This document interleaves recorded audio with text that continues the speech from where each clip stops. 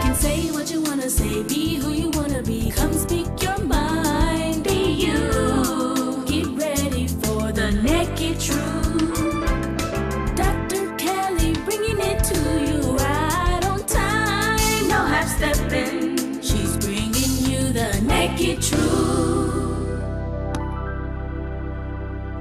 Bringing you the Nakid Truth.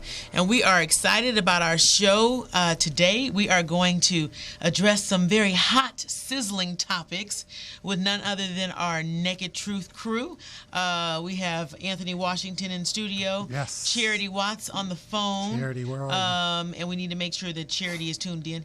And then also we have our resident expert who's written several books and been in several reality shows. He's the man with a plan. He's my brother from another mother, Hassani Pettiford. Are you there? I am here. How are you? Honey, Good. How are you? I'm doing phenomenal. Cool. You know, what's going on? I mean, you know, you just left L.A. and you brought your beautiful wife down for her birthday and for the marriage encounter at Crenshaw Christian Center. And then, of course, you guys came in studio and did a live interview with me. And then you made your way back to the ATL. So did anything change when you got back there? Well, no. Well, first of all, she said she had the best birthday she's had in the last 10 years. Wow. It was No. an amazing Wow, experience. that's so And it was so good to see you and hug on you and just the whole team. And, you I know, love to be her. able to go to the church for the first time ever. Yes. She just absolutely loved it. And, you know, the celebration continued when we got back. Tomorrow's our anniversary. So it's just Happy like anniversary. one thing to the next. How many years is it now? Did you been married? It's going to be 13 years. 13 years, and you guys are doing it well. 13 and years. you tell Danielle we enjoyed having her. It was an honor, and we love being able to love upon her and have her in our presence for a little bit. Seems like we have you a lot, so it's good to have her, you know, as well. It's good. Definitely. Yeah. Definitely. So, Cherry, what are you doing? I mean, wait, Charity, we want to know how you're on the phone and you're not in the studio. We want everybody to know why you know, what made you so tired that you couldn't come in. Well, we've just had a lot. We've had wisdom from above. I had my company gala. So the point is I'm here, which is all that matters, right? Well, we like to see your beautiful face. Well, you know, every now and then it does. The Bible even tells us that we need to rest. And so I take that very seriously. Oh, you does. Wow. Okay, we're going to remind you of that when you don't want to take it very seriously. That's fine. Because you know what? Sometimes we do need a reminder because we're going. And sometimes it may take a loved one, a friend. So you know what? You may need to slow down just a little bit. So you know what? I thank you in advance. Thank you in advance. Thank you for caring about me and loving me to remind me to take a breather. I appreciate you. Okay, well, hallelujah. Hallelujah. That's all. And Anthony, what's been going on with you? I mean, you know, Anthony's these L.A. Dodger ear.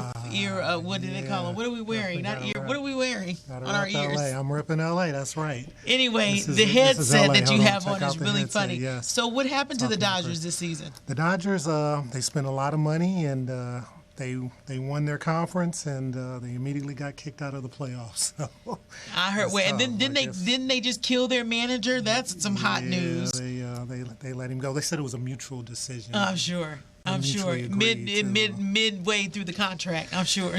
Yes. So anyway, you know, I'm sure the LA Dodgers will make their comeback and they'll be as great as they've always been. But we want to go ahead and get started. We have a lot of hot topics, a lot of things going on as usual. But one thing I wanted to start off with is just to talk to you guys about the election. Hassani, I look at the candidates, you know, in the morning, especially Sunday morning, they do a lot of political shows, and I'm looking at the candidates and I'm going, you know, for the Christian person who's looking for someone who makes well-rounded decisions, who tends to be more conservative in, you know, in their judgment, who do we have? We don't, and that's the problem.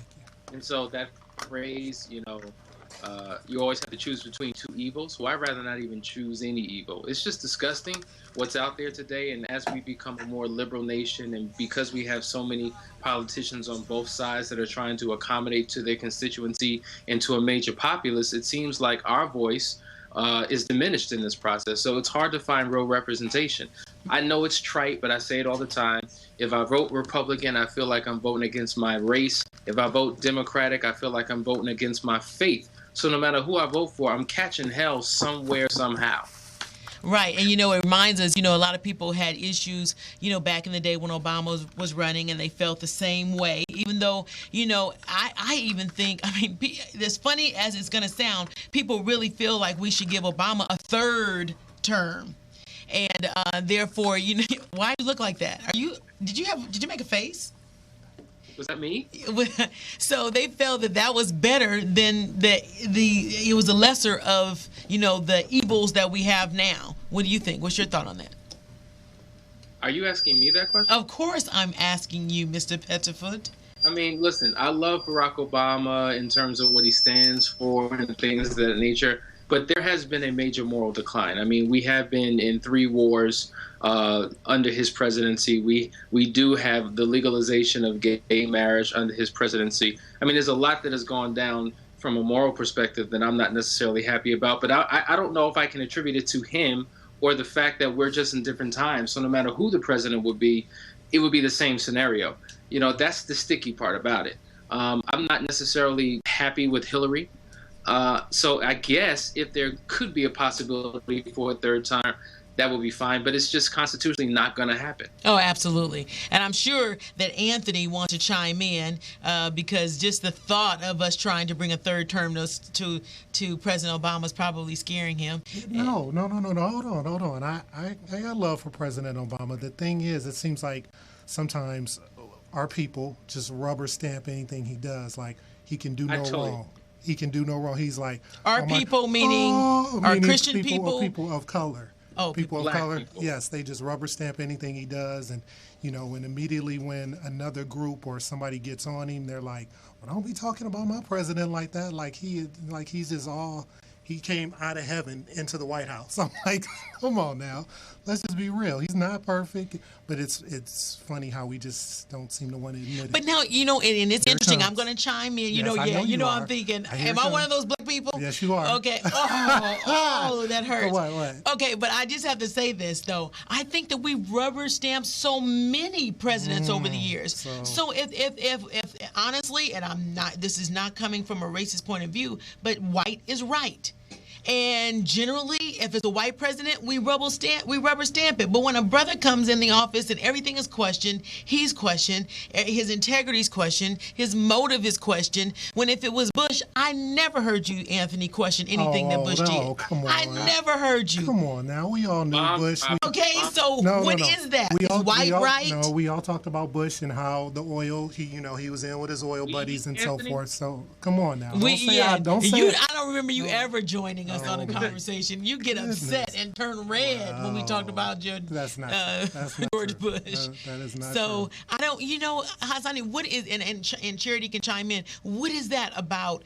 To me, it seems like we're extra critical of people who come from a background of color. Extra critical. Oh, okay. You don't think that people have been extra critical over President Obama? I think but that's of any president they're going to be extra critical of. But really? Were they extra critical of Clinton?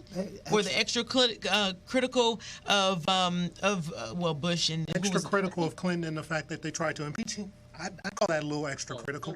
But that was after he did. That was after he did something huge. Oh, so you think he should have been impeached for that? He wasn't. Thank you, Asadi. Come on. He wasn't. But they tried to get him. Black people absolutely love Bill Clinton so much so that they consider him the first black president. They loved him to a fault. Well, I kind of agree with that, though. Come on. I'm just joking. I'm joking. When you look at his record in terms of what he's been able to do for the African-American community, he's done more harm than people assume that he's done good. Just because you hire or appoint black faces in positions of power does not mean that the masses of people are benefiting from that particular presidency. So his record is not as great as we think it is. Just because he was poor, grew up on the wrong side of the tracks, and knows how to talk to us, doesn't mean that he's one of us. Meanwhile, when you look at President Barack Obama, you're right. There is a segment and element that is very critical of him. But I think that criticism has a lot to do with the fact that constituency is critical of the system, period. Much like myself. I'm critical of the system. I keep on saying I like him as a person, but because of the role he's playing and the decisions that he's forced to make, whether he's representing his constituency or on his own, I have major criticisms, particularly when it comes to marriage and things of that nature. But, at the same time, we were hardcore against Bush. We didn't give that man a pass at all. He made the country, black, white, Asian, Latino. He made all of us look bad. So I think that I think that the fair criticism goes around. Okay, all right, and the thing about it too is when we think about marriage, and I understand how you all feel about the decision and the change in terms of how they redefine marriage, but the bottom line is that we had the right to vote. It wasn't as if he actually made the law without our consideration, without our input. No. So he just called and said, "Congratulations! I'm so happy that this is done." Okay, but when you represent a nation of multicultural, multi-ethnic, viewpoint. People with multi-viewpoints, you cannot just pick your own viewpoint and say, wow, if you guys don't think like me, I'm done with you. He represents a nation. Why did he pick up the phone? Why not just stay? Because obviously there's another side. There's a side that says we were against this, and every state should be able to make their own decisions. So he just could have stayed, hey, like, this is the law. I'm following the law. He didn't have to pick up the phone and be like, hey, let's party. I don't think he said let's party. Changing the White House Facebook logo to the rainbow logo. Come on. So does he actually do that? You mean he actually manipulates the Facebook logo? Come on. I think that was something. He has staffers. Yes. Raquel, you're saying that he represents a nation. Right. But when you poll the nation is not overwhelmingly in support. They still struggle with it. I mean, we see, just look at Empire. How did it happen? Look at the first episode of Empire. Okay. And how they went above and beyond with this particular message and pushing it out there. But they lost a ridiculous number of people because they were so offended. That's right. And that's one of the hot topics we were going to talk about. So I'm glad you introed it. You're absolutely right. No, it's perfect. What is that? What is that noise? Okay. It's perfect because you're absolutely right. There is a gay agenda. We are clear about that. It is obvious. But do you honestly think that whether or not he wanted it or not, it would have changed what happened? No, that him embracing it and not embracing it or acknowledging it was truly the reason why it happened? He speaks from a very powerful pulpit, and let me just say this: when he ran the first time, he was not in favor of marriage. He was in favor of civil unions, right? Yes. And so we've seen a political shift that not only he, but many people have gone through. So I don't want to paint President Obama as some ugly, evil character that tricked us. He's a politician, and that's what politicians do. And as they see a shift taking place in segments of the society who represent power and wealth, they go with that particular position. If you poll the masses of people, I don't think the majority are in favor of that. But because we see that laws were being moved in that way, it just makes sense to jump on board and go in the direction that everybody else is going in. That's why he's so in favor of it and stands for it today. And in terms of the justice system, I mean, they voted this. It was something that was ruled. It wasn't like we took a vote and the majority won in terms of this decision. So, I can't even say his position is based upon representing the masses of the people. He represents the Constitution. He represents the Supreme Court and the lobbyists and the powers that be that have the money to make serious decisions. Right, exactly. I agree. Charity, I totally agree. I totally agree with Hasani because I think it wasn't until, I think so many times, there are so many bills that are passed, and in the Christian community, the reason that these things aren't fought against or we aren't successful in fighting against them is because we don't use the numbers like the other side does to get things pushed. And so I think, if anything, President Obama is more of a spokesperson or a, I would say a spokesperson, figurehead, to these issues, as opposed to, like, someone has to be the fall guy. Someone has to be the one that people say he made the decision. But I don't necessarily believe that it was him who made the decision. I think these things would have been passed either way. I think if he wasn't in the position, it would be somebody else as the fall guy. So, yeah. I agree with you saying. Well, and so what we're attempting to do is figure out. I heard that Dr. Ben Carson has made a leap over Donald Trump, which is interesting. And Donald Trump made a comment this morning, or I think it was yesterday, about him saying, "Well, I don't even know what he believes. Because he's a Seventh-day Adventist. Clearly, Dr. Carson is a Seventh-day Adventist, and of course, Donald Trump claims he's a Presbyterian, and so he says he doesn't even know what a Seventh-day Adventist is. What is that? So, they're kind of going back and forth. And then, of course, then Donald Trump says if Hillary gets in office, all hell's going to break out. So pick your choice. So there's a lot of exciting things going on. If Donald Trump gets elected, all hell's going to break loose. All hell has broken loose because he's running. So, so it's going to be an interesting battle. We will stay tuned and see what we... Go ahead. You have to add something? What deep coma did I fall into? And what did I miss that he is ahead of Donald Trump? What happened? Where was I? Hey, I'm confused. You guys need to be... He's always been consistent. He's though. been consistent. He's been picking up. So, I think, would you say he's more like a Tea Party candidate, Anthony? Maybe so, yeah. He's definitely leans towards that side. Right. He's not conservative. he's Republican, but I think he may be that Tea Party candidate that everybody's getting behind because they're not really Republican, they're not really Democrat, they kind of stay in that middle. So I think that's where he's getting his momentum from. But we'll see. But yeah, that was the latest poll as of this morning, and it's making news. But listen, if I could just take a second and go back to the homosexual piece. Listen, we've got to be very clear. We are not a hater of individuals who are in that lifestyle. We're called to love them. We're called to minister to them. And so we don't have a problem with that community. We have a problem with the behavior. As Christians, we have to take a Christian worldview. And that means that we have to stand on the Word of God. And the Word of God is very clear in terms of what our position should be. And so when it comes to this particular election, how do you vote? Do you put your Christianity to the side? Do you put your race to the side? I mean, who are we? What is our true identity? If our identity is in Christ, then we have to take that into consideration when we cast our ballot. Because you truly will not find a candidate that will meet all of your criteria as a Christian person.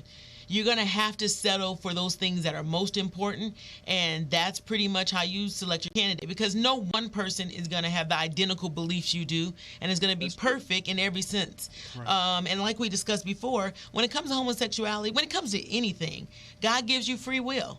So we can't, usurp people's abilities to decide and to choose, because God died for that. So, I think we have to be very careful with doing that as Christian people. All we can do is be influential, give our opinions, exhort, comfort, lift up, encourage, and let people make their own choice. Right. So I'm thinking about making their own choice. We have a couple of videos and hot topics that we want to talk about. And the first thing I want to do is run the view. I want you to see this clip in regards to this particular hot topic, and we'll discuss it right after the video. Now, Malcolm, you recently made headlines about the sexual assault allegations that were made against Bill Cosby because you brought his name up. Why not go there? And you want to clarify what you really meant when you said the legacy of the show is now tarnished. You want to clarify? Well, first of all, the interview I did was actually an interview about if my you're trying music. to hear, And we spent 20 Rosalie, minutes just talking bring a about chair. my music. You don't have to and move then every the step. very last question, we got to do it asked, quick. do you think the legacy of the show has been tarnished? So I said, of course, of course, it can't help but be tarnished because it's no longer on the air. It's been pulled off the air, and Well, other shows are off the air. It's not the only one that's off the air. There are many shows that are not being on the air anymore. This show was specifically pulled off the air because of what's going on.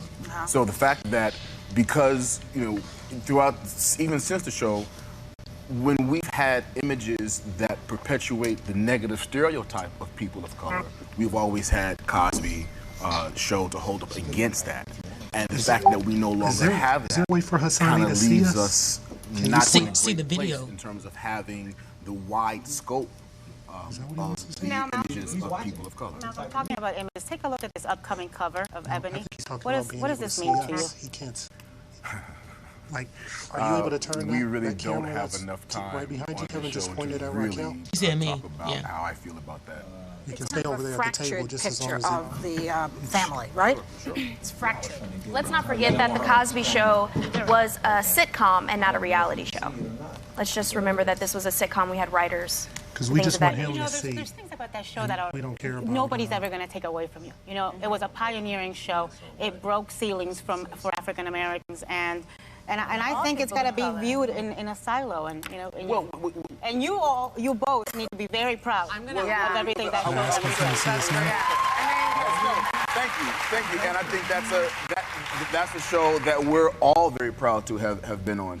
And Keisha and I, Pulliam said a really interesting thing in that her perspective is the legacy cannot be taken away because all of the good that show has done cannot be taken away. The generation of people of color who have chosen to go to college because they watched that show and because they watched Different World, you can't take that away. And I think that was a really good point that Keisha made. I want to talk to you about a show that... Wow, I was good. Let's move on. You know, okay, I grew up on the Cosby Show, so I'm not understanding the whole thing with. I understand that Bill Cosby, you know, is going through this particular period in his life where things have been uncovered that he did that were not right, and I understand he should be punished, even though it's beyond the statute. He won't be punished that way, but maybe financially, okay. But I don't think that you should affect people's abilities to learn from a program that was very beneficial for people my age and older, as well as for the people who actually were actors and writers on that show who make residual income on that show, for them to lose all of that because of one man's impropriety. What do you think about it? I mean, maybe I'm wrong, but I just really feel that you shouldn't be able to affect someone but you shouldn't be able to tarnish someone's work that they did before allegations were brought about against them. What do you think? I totally agree 100% because his show did more good for the world. You have to understand, it's not just Americans who benefited from the Cosby Show. And in addition to the Cosby Show, remember, he had a variety of different shows, cartoons for young kids. He had PBS television shows. He's had movies that have been very informative. He has a body of work that has made a major impact on people around the globe internationally. As you know, Dondre Whitfield was on that show, and he gets people from literally all over the world speaking different languages that know who Cliff Huxtable is. And so I think that it's helped a lot of people in terms of their own moral standing, because we can separate Mr. Huxtable from Bill Cosby. They're two different entities. Absolutely. So Raquel, I have a question. So let's say one of my favorite shows was I Love Lucy. So let's say we found out that Lucille Ball was just an extreme racist. She was incredible. You know, she just did not like black people. She didn't like anybody except for her Cuban husband. Should that show have been pulled? Would you say, can we do it on the other side, or would you say that show? I think if the show was built on racism, then absolutely. Let's take it, for instance, I agree. I love that example. But let's take, for instance, Archie Bunker. Most people say that it was a racist show. They felt that he was racist on the show. You know, that clearly he was playing a racist bigot who didn't really like black people, and he had this black neighbor. So so you think about that, and I'm sure, you know, a lot of the people in the shows early on, they probably weren't the most diverse people in terms of their thinking. But they created a show, they had an audience, and so is it right to cancel the show because their off-camera personality was racist? I'm not sure. I don't know if it's fair. You know, I think this is so ridiculous because if you know anything about the industry in Hollywood, all of them participate in sexual behavior that we would not approve of. Many of them are racist. There's a whole lot of bigots and sexists and all types of things within Hollywood. If you look at the producers and the writers and the corporate executives, a lot of them live wayward lifestyles. And so for us to now be hypocritical and strip this man of his legacy, thus robbing the world of a great piece of work that all of us could benefit from. I mean, when you think about quality programming, even what we consider to be good TV wasn't as good as what that show did and what it represented for so many people. So I just think it's a travesty. And the question is are white actors or personalities held to the same standard? Because some people made reference to, what's the gentleman who had Woody Allen, he had an incestuous relationship with his stepdaughter, and there's all kinds of things that came out on him, but he still was able to have a show, still able to make money, and there are many other people. I think about a lot of times, I think about like Robert Downey Jr., who was like totally hooked in drugs, and he Iron Man and it grossed millions of dollars. And they're not trying to pull his identity. So it's clearly, I think that Bill Cosby made some wrong moves and made some bad decisions and really needs help. But it's like a witch hunt. It's different than, making somebody pay for what he did. It's really like throwing everything at him, the kitchen sink, the soap, everything. And let me tell you something. I don't mean to cut you off. No, go ahead. Hollywood is not a moral community. So the wrong move and the bad decision he made was upsetting somebody who's a power that be, that is now vengeful in stripping him of everything that he's ever stood for and every work that he's ever created. This is true, because it's not immorality. And one thing they were saying on Periscope is that it's not just Hollywood, but everybody has flaws, whether you're in Hollywood or not. So, be careful about throwing those stones and so forth. And can you imagine if you were Bill Cosby right now and all the things that have been thrown at him and all of the accusations? That is enough to take a person out of here from a suicidal standpoint. I mean, mentally, that could really break you down. From the women he's allegedly done these things to, they might say, you need to go. Well, they should have said that 20 years ago. I mean, literally. I mean, all of them are coming out at the same time. Yeah, but he had so much power back then, and if you're trying to what kind of power did he really have? He was an I Spy. He was coming. I mean, he was the man. So okay, Hassani, I get with what Anthony's saying, and a lot of people say what Anthony's saying. But truly, do you believe a black man had that type of power where all these white women wouldn't come out and say that he raped them? The Cosby Show, #1 show. Go ahead, Hassani. But that's the whole point. He had all that power. Isn't that even more of a reason for somebody to go after him? Because he has all this power and all this money and all this influence, it would be easier to take this man down. If you had 20 women that banded together, to accuse him of what he would be put away if it were true. I have a good counter to that. Because we had something that just happened. Lance Armstrong. Everybody who tried to go after Lance Armstrong, he fought them tooth and nail with all the money and power he had until it finally broke. But years he had been drugging up and doing, drugging up. And every time somebody came out against him, he kept throwing his lawyers at him. He kept throwing money. He shut them down. But it wasn't for rape. Whatever it was, he was doing illegal stuff. And anytime somebody tried to bust that open, he shut them down hard. He put all his money behind them. They didn't come up breathing. They was like, oh, yeah, I'm sorry, Mr. Armstrong. His sponsors, everybody was backing Lance. They was like, you need to get away from Lance Armstrong. Okay, but the fact that we're not saying that they would have been successful, but the fact that they would have come out would have at least given us information as to what his character was. They didn't even come out. I mean, yeah, you have the one that he settled with, and so it's just very interesting. I hear what you're saying. It's very interesting. Cherry, I know you may want to chime in anytime because we're running out. Yeah, I definitely agree with you and Hassani, Raquel, in terms of them coming out way sooner than now, and the fact that they come all at one time, and technically these are still allegations. Like there has been no physical evidence or proof that any of this actually took place. Yes, the depositions, Charity. No, he said physical evidence. Physical evidence. He's admitted it. Technically, they could be paid to lie, like tons. He's saying Anthony's having conniption over here. He says that he actually admitted in the deposition that he had sex with all these women. That he was drugging women, and he said drugging women. He didn't say drugging those women. Okay. No. Go ahead, Charity. It was consensual. Listen, I'm not trying to justify. Oh, right, there we go. There we go. Lord. No, wait. I'm not trying to justify what he did. I'm not an apologist for Bill Cosby. But the deposition, as far as I understand it, admitted that drugs were involved in the sexual acts, but all parties involved were voluntarily participating in those acts. It's not like he was drugging them and raping them. They were taking drugs to enhance the sexual experience. That's what I'm getting from it. I'm not getting rape stories. All right. And if you think about it, can one woman come forth and say he was so powerful that I wanted to be with him? Now, one woman said that, and I'm sure there was a few in the bunch.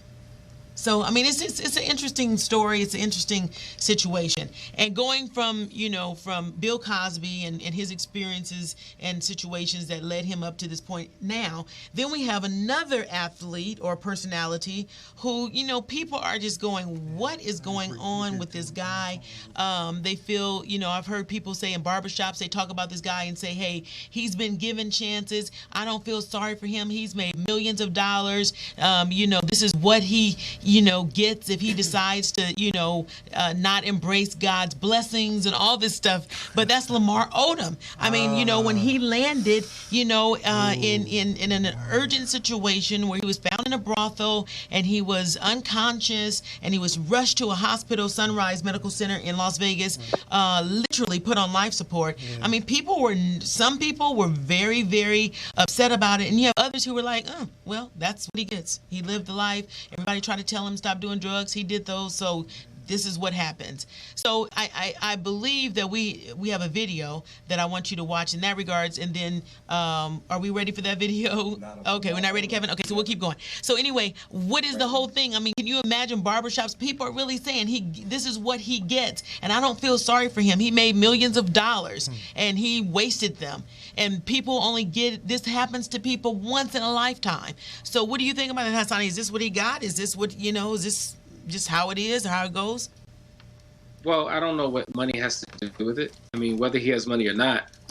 Obviously, I don't know his history in terms of drugs, but whether you're a millionaire and you're a drug addict or you're broke and you're a drug addict, you're a drug addict. And there are consequences for that type of behavior. And unfortunately, it led to this particular situation. I don't think that because he's rich and wealthy, we should not empathize with him. This is an individual who is struggling with a particular issue that he needs to overcome for his own livelihood. So it's an unfortunate situation.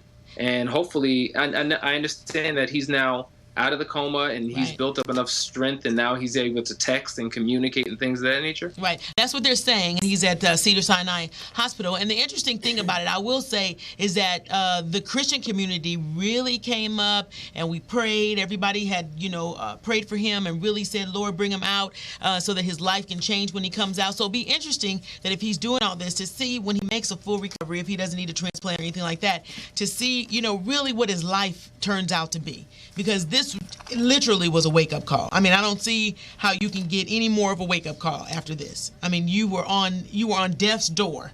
And a lot of people say, and I agree with you, that money does not buy happiness. And we think that it does. But when you have demons and you have a past and you haven't reconciled yourself with those things, they will take control and have you doing crazy stuff. Yeah. Yeah, I mean, in a brothel, $75,000 a day?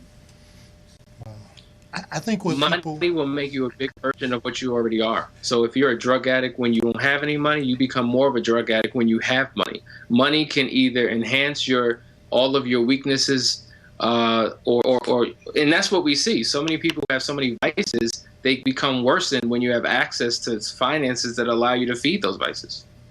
I think part of the pushback on Lamar from certain people is the fact that he had so much money than any of us will ever make in our lifetime, and that he's wasting it. And it's like you're doing drugs, you're doing all this. So the pushback is, well, I ain't praying for that. I mean, that literally. You had your chance. So, and it's not the right attitude to have, but I can see why people have it. I mean, it's like that. We talked about that lady before who won over $100 million.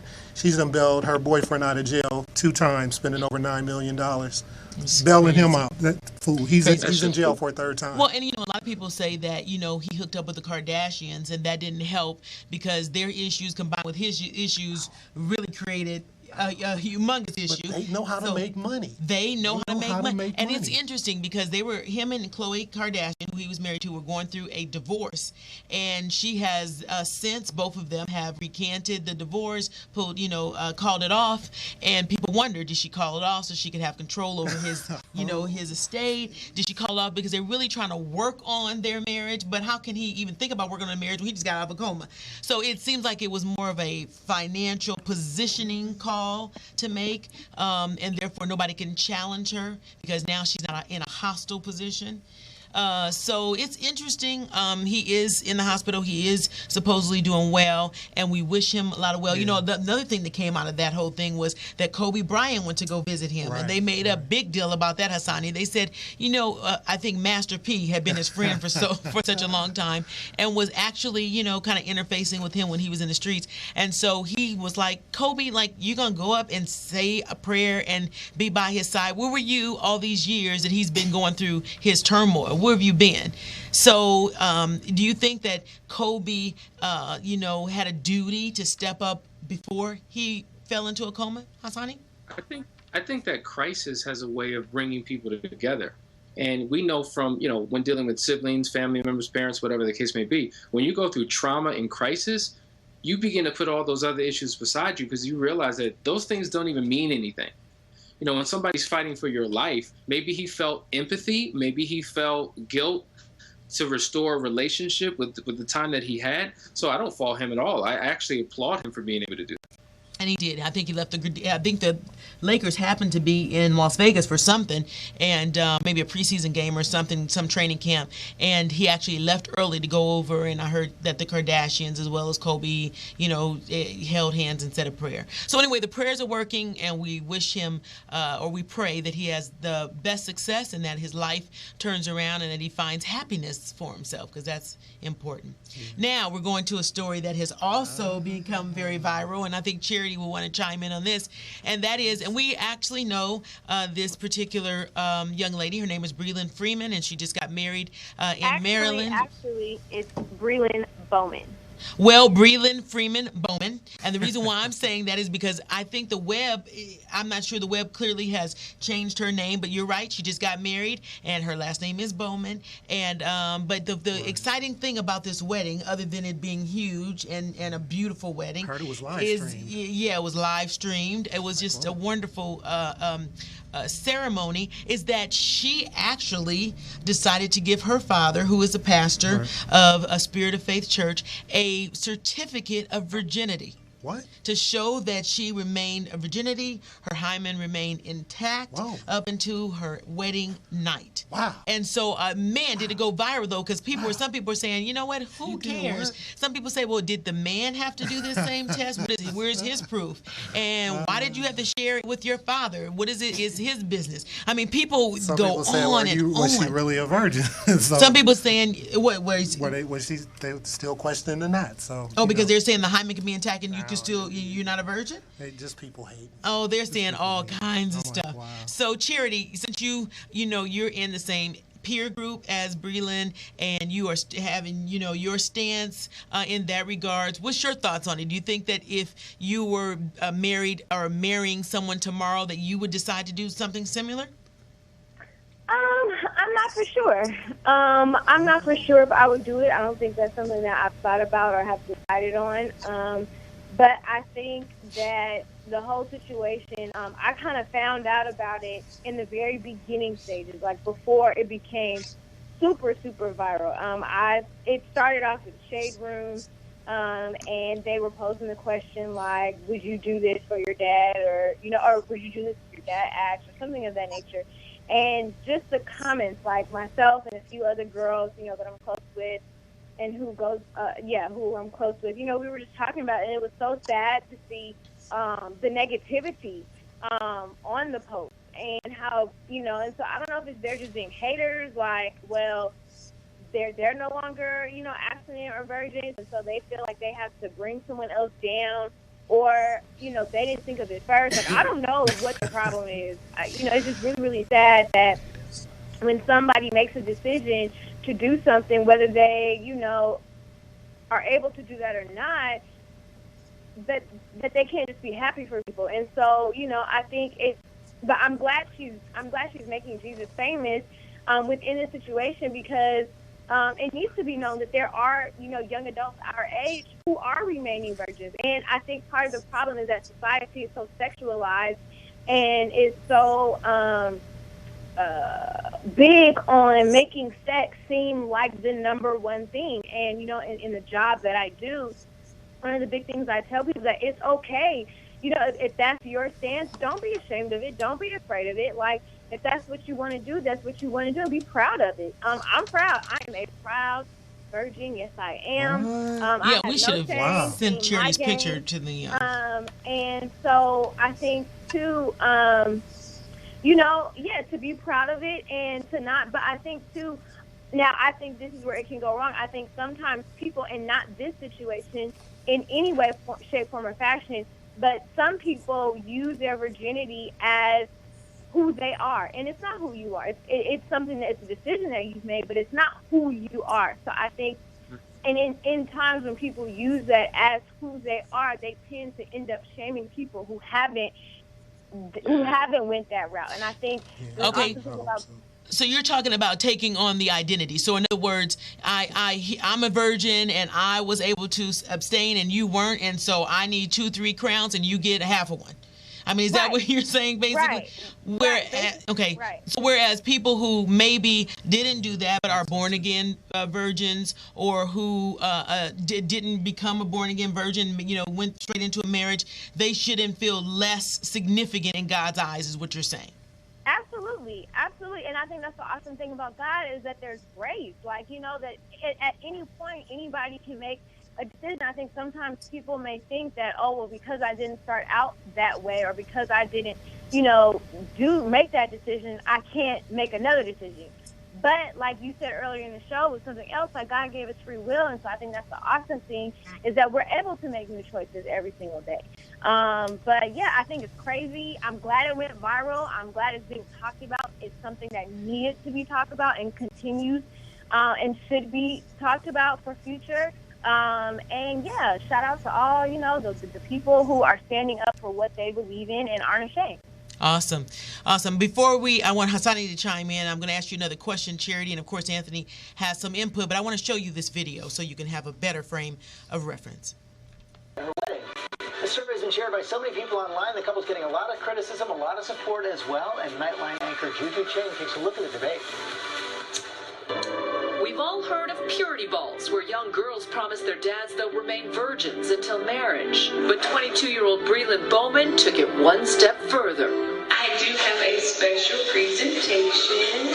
Surprising her father, a pastor, with a framed certificate of purity in front of 600 wedding guests and her groom. I really want to just prove to him at another level that, Dad, your word is good and my word is good, and we did it. For her to be able to accomplish something, especially in a society where it is so sexually driven, it was an exciting moment. The document signed by Breland and her doctor verifying her virginity, reading in part, "To show how I have honored God and my earthly father in my body by maintaining my purity." Even though it was something that was presented to her, it was still her choice. Her wedding post going viral online with thousands commenting, some negative. One writing, "Why on earth is she presenting such a certificate to her father?" Another, "How sexist is it that we're giving women away to their husbands as some sort of prize? Where is his certificate?" Her husband, 28-year-old Tim Bowman, also a virgin until marriage, says the negativity didn't shake their faith.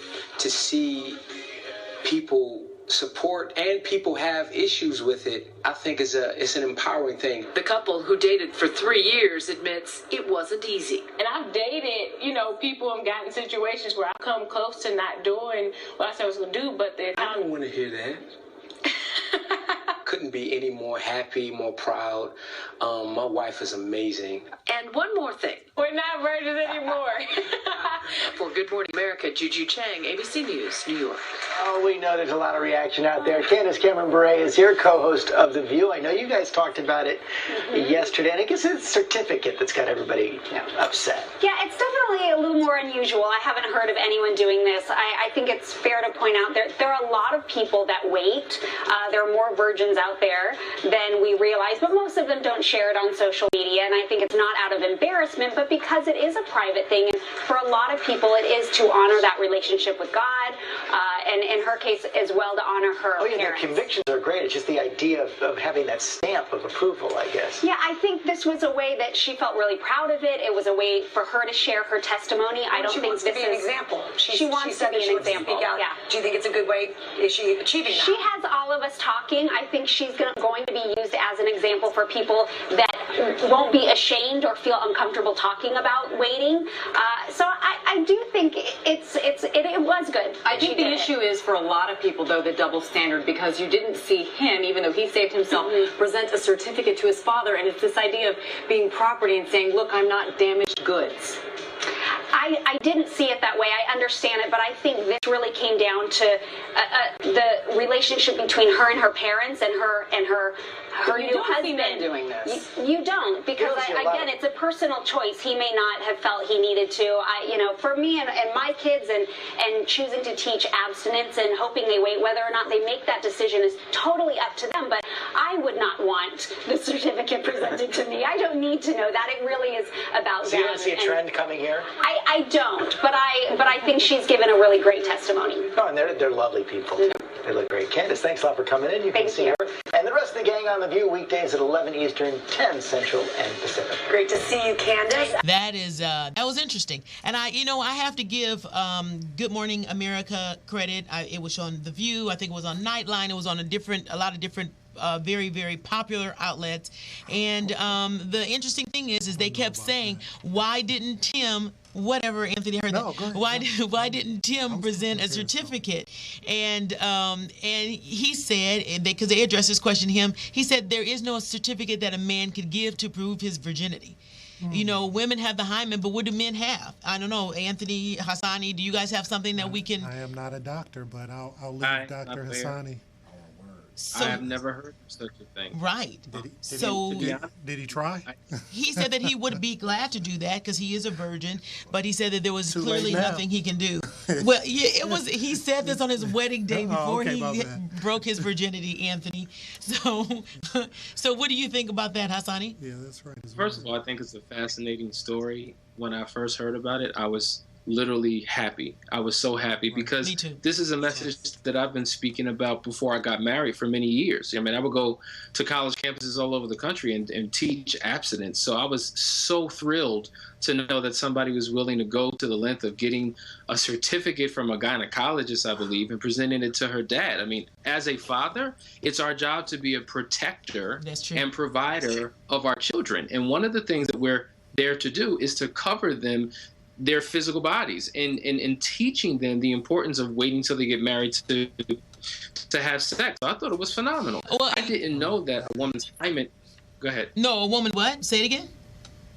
I mean, I was taught that a woman's hymen would break, during the when she has a period and you're using certain, feminine products, that it can easily break. So I didn't know it could still remain intact over those many years. But hey, I love it. I love it. And I'm really saddened by the Christian community in their response to this. I would think that they would be in full support, but as Charity said, I think she was right on point. So many people who haven't been able to do what she's done are now looking down at her because somehow she's proud of something that they weren't able to accomplish. And I just think it's sad. Right. I mean, it is sad. I think that genuinely people should be happy. And I'm not sure that it was the entire Christian community that, left those negative comments, because it could have been very well the world, because a lot of people feel that, that that's a personal business, that's not something that should have been shared. Like the one comment on Good Morning America was like, why are women, why are we being bought with a price, so to speak, and given over to our husbands and our but that's that's spiritual context. That's the way God created it. You can't change that. Go ahead, Cherry. I think part of the issue is that people who aren't in the word, and I mean in the word, living the word, right? Like they don't get it. Like they think it's some sort of control thing between a man and a woman, and some sort of submissive thing, and they just don't get the it. honor. They don't see the honor in it. Yeah. They don't see the honor, and I pray that through this story and through other people who are abstinent,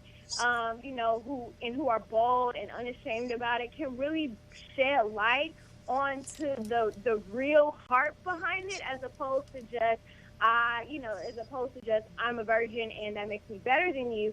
But like, there's a real heart behind it that people need to understand. I think the more that they understand, the more that they might, one, see the beauty in it, but also, even support it. I just think people, perish for lack of knowledge, and people, Right. whatever things people don't understand, they end up misusing or abusing. And it's so true. And the other thing too is I think sometimes people, the message that I would really like to see conveyed more through this whole thing is that other people can do it. Other young people can do it. Sometimes they're still looking at her as if you were special, because maybe you're a pastor's daughter, your dad threw you this wonderful wedding. But I don't care if you get married in a pastor's office. If you choose to do it, God give you the strength to do it, and I'm not special, and you can do it. So I hope that is an added part of her message going forward, because I know she's on a purity campaign, so that women will feel like it is doable, not so much that you're special because you did it. Because I think you said the critical part. It's you have to decide to do it. I think it only takes a decision, and once you make the decision, and it's not easy. It's not going to be a walk in the park. But because you've made that decision, like you actually said in my mind, this is what I want to do. And especially, some people do it for a number of reasons, but especially if you're doing it as a Christian. And then your love for God is what's gonna, your love for God and the love for yourself and your future is what's gonna keep you in that decision that you've made. So it's totally doable. It's totally doable, and we really honor Breland for her commitment. But she is amongst many women who are doing it now, and probably just the beginning of women to come that will continue to do it. So she's just one of many that happens to have the light shined on her. But there are many women who came before her, myself, many women who coming after her, and many women who are with her who are doing it. Anthony, really quickly, I just want to give shout out. Sorry, Anthony. Okay, Anthony wants to get in. But go ahead. Okay, go ahead, Charity. Sorry, really quickly. I just want to give props to Tim because I think the guys are hardly ever really recognized, and guys feel like there's so much pressure for guys, to not abstain because they have to uphold this appearance of being cool or being the player or being whatever.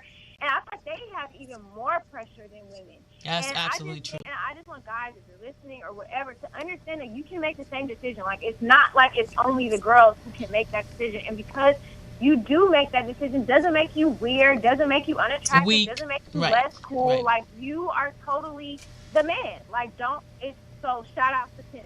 That's right. Shout out to Tim Bowman. Okay, Anthony and then Hassani. Anthony? All right, so I talked to a friend of mine, Christian, who's been in the Word, knows Word, speaking in tongues. Male, female? Female. Okay. So she's young enough. She has a young son. So I presented the question. I said, do you think, are you going to teach your son this? And she's like, yeah, but I don't think it's realistic in today's society with so much access to expect him to still be a virgin until he gets married. And I was like, I was thrown back by that.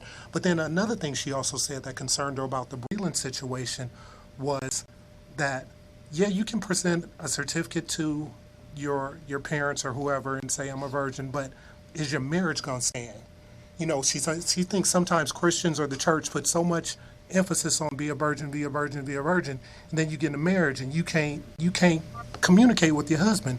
The marriage just breaks up. So yeah, it's good she's a virgin, but is her marriage going to last 20, 30, 40, 50 years? Hassani, come on in. I mean, that's just what she said. I'm just repeating what she said. Okay, Hassani, chime in. One has absolutely nothing to do with the other. What you decide to do and who you are before you say I do is no guarantee of what's going to happen once you do say I do. That's a whole nother set of skills and interpersonal dynamics that impact the relationship in a good or bad way. Sex is just one of them.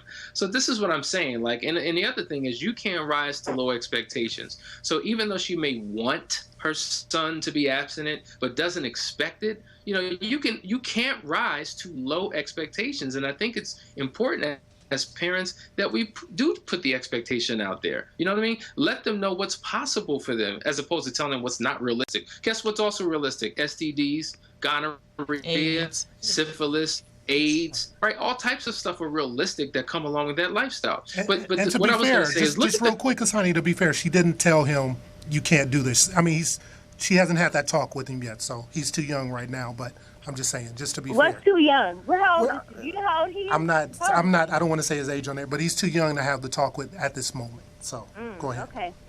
But what I was going to quickly say is, when you think of the schools and talk to the middle schoolers who know about some things. So, okay. Okay, so wait, now wait, before you go, Cherry, Hassani, did you finish up? You had a comment. I'm sorry. Go ahead. Yeah, real quick, just the paradox in this whole thing is we live in a sexually saturated society. You look at newspapers, magazines, television, internet, radio, movies, everything is sex, sex, sex. They're just forcing it down your throats, and they're vocal about it, and they're proud about it, but somehow we have to make this a personal, private decision that we can't tell the world about. I just think that's so ridiculous. If people want to scream from the rooftops that they're abstinent and they did it, you know, for the love of their God and for the love of their partner, and they want to honor their parent by doing it, why can't we do that? We should be just as bold as the world is. Right. And then depending on, it's amazing because when you start off, I think it's almost admirable when you're 20s and you're a virgin. But when you get in your 30s and when you get in your 40s, then it's almost ridiculous to people. They're going, really, just give it up. Just give it up. You know, something's wrong. You know, and so, you know, no matter where you are in life, when you make a stand for Christ, I think there's ridicule that comes with it. And we know that just based on what God says, you know, in his word. Right. Charity, did you want to add something? A couple things. I think you're totally right. It's ridicule that comes with it, and to me, if there's ridicule that comes with it, you're doing something right. There you go. That's a good way to look at it. Absolutely. And honestly, too, you know, as Hassani had mentioned, the STDs, like outside of STDs, like people need to understand that there's a huge emotional side to this thing that causes people to end up in such unhealthy relationships, you know, through oxytocin. So I think, yeah, you can tell them, you know, to wrap it up or to do this, but that doesn't get to the heart of the issue. Like, there's no condoms for your heart, period. Absolutely. I think there's so much more that goes into it that people have to really understand. It's so much more than just a physical act. And parents, I think, you know, hearing your friend, you know, Anthony, I think parents need to really understand how much power that they have in speaking into their kids. Because even if it doesn't seem like their kids are listening or paying attention, they are. And, you know, when you're, you know, and I think just having a lax disposition towards it is kind of already setting up some things to enter in or some things to happen. So I think parents need to really, really understand that they have so much power in encouraging their kids, you know, to do certain things in two ways. So okay, and I would like to add that Charity is the assistant director of Reality Check, and she just so happens to be. Her lifestyle is separate from her job, but she just took the job at Reality Check, and she helps. Help me, Charity. You help adolescent girls and young women to be able to abstain or to make choices regarding their sexual relationships or involvement early on to make good choices, right? Well, yeah. So I help young men and women. So we talk to middle schools, high schools, young adult groups about STD and pregnancy prevention, and also healthy dating and relationships. So we're not an abstinence program, but the best way to refrain from STDs, pregnancies, and emotional damage is to be in a committed relationship, which is marriage, which is what we talk about. So we talk about sex in your health, sex in your media, sex in the media. So yeah. So tell them how they can reach you, and then we're gonna have to wrap up. So just tell them really quick how they can reach you. You can reach me at realitycheckla.org. That's realitycheckla.org, or you can email me Charity CHARITY at realitycheckla.org. Okay, and then Hassani, I had a question for you before we end. We're gonna wrap it up. Periscope is Periscope, you still there? You have 4 daughters. Yes. Would you want 4 certificates, or would you not care? Because some people have made the comment that the daughter should have faith, that the father trusts her, and that if she just told him that she was a virgin and that she maintained her chastity, that should have been enough. So for you, being a father of 4 daughters, would you want a certificate? Would that make a difference, or would you not care? Well, to be honest with you, this whole concept of a certificate is kind of new to me. I would definitely honor one, but I wouldn't make it a requirement or mandatory. I would have a level of trust. And you know what? I to be honest with you, if I have a good relationship with my daughters, I don't need a piece of paper to determine whether they're living that lifestyle or not. I would hope that they would be open and transparent, but I would certainly honor it and welcome it. Right. And I think it's something that women, men, boys, girls, anybody should do in respect of their sexuality, their bodies, their God, and their parents. So I think it's an awesome concept. I have no problem with it. And for the record, Pastor Freeman, Michael and Dee Dee Freeman did not request or ask for the certificate. Their girls have honored them in doing that. I believe Breland's older sister, Brittany, did it in advance. Yeah. And so that kind of probably set the trend for Breland to do it, which is wonderful and honorable. And we actually asked or have reached out to Breland to come on to the program with her husband, Tim, and we're still staying tuned as to see whether or not that invitation is accepted, and we can ask them more questions when and if they decide to come on. Hassani, I know you have the Manhood Conference coming up, and you're going to be in LA again on November 7th. So all you men come out. It's going to be Hassani, Dondre Whitfield, and Brian Heat, and of course Pastor Fred, and it's going to be at the Long Beach Renaissance. And I think ticket prices and all that good stuff are available on the website, so you can go to faithdome.org or you can go to CrenshawChristianCenter.net and find out more about that. So you have anything to say before we close down in that regard? Well, like I said, I'm tremendously excited. We've been to different parts of the country and have made such a major impact. We're looking to come to LA because the people are ready to hear what it takes to be a man. The women are certainly ready for their males to become men. And so we're just really excited. Awesome. Our men are awesome, and we can't wait till you have more awesomeness around us. Charity, I know you have a big event going on with Avengers and Pastor Fred coming to talk about the movie and breaking it down. So when is that going to be? Tell us a little bit about that. Yes, so the Young Adults Ministry at Crenshaw Christian Center, Turning Point, is hosting its first ever Avengers Saturday. And so this upcoming Saturday, October 31st, from 9 a.m. to 4 p.m., and you get to come and see the second Avengers movie, Age of Ultron, completely free. And then Pastor, he is a huge comic book geek, Avenger geek. So he is going to break down the movie from a biblical perspective. There are plenty of biblical references within the movie. So you can come watch the movie and hear his breakdown absolutely free. And it's at Crenshaw Christian Center. You can register online, which is required at tpavengersaturday.eventbrite.com, or you can just search Avenger Saturday on Eventbrite.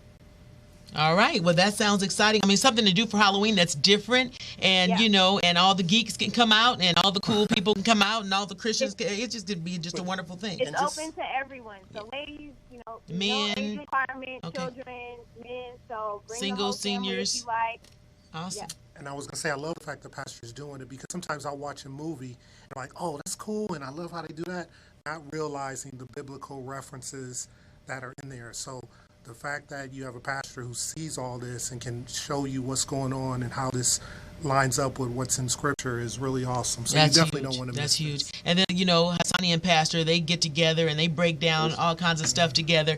So I know Hassani wishes he was in LA, because he would, both of them would be like unbearable. We would have to like leave the room because they would be on their own little tangent. They probably would forget that we were there.